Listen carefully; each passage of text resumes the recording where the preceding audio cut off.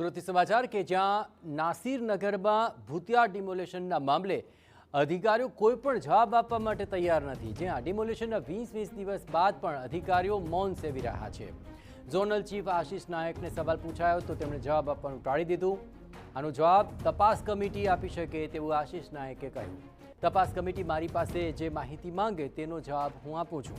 બિલ્ડરના ગેરકાયદે બાંધકામ પર કાર્યવાહી કેમ નહીં તેને લઈને સવાલ ઉઠ્યા છે।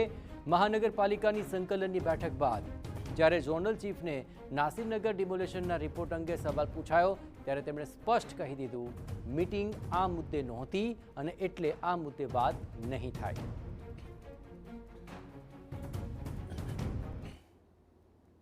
કોઈ મીટિંગ એ બાબતે થઈ નથી। એ અત્યારે મીટિંગનો કોઈ મુદ્દો નથી। નાસિરનગરમાં તમને સાહેબ રિપોર્ટ શા માટે અધૂરો છે એ બાબતે નો કોમેન્ટ। તપાસ સમિતિ કાર્ય કરી રહી છે, તપાસ સમિતિનું કાર્યક્ષેત્ર છે। તપાસ સમિતિના અધ્યક્ષ જે છે કે એમના સભ્યો તમને જવાબ આપી શકે। પાલિયા એલિગન્સને ગેરકાયદે બાંધકામ મુદ્દે નોટિસ ફટકારાય છે, પરંતુ એ સિવાય કોઈ પણ પ્રકારની કાર્યવાહી નથી કરાઈ। સામાન્ય માણસના ઘર પર તુરંત જ બુલડોઝર ફરી વળે છે, ત્યારે બિલ્ડર પર કોની રહેમ નજર છે તેને લઈને પણ સવાલ ઉઠી જ રહ્યા છે।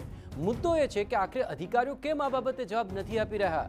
ધારાસભ્યોએ પણ કોર્ટનું બહાનું આગળ ધરી દીધું અને હાલ આની ચર્ચા કરવાનો કોઈ અર્થ નથી તેમ પણ કહી દીધું।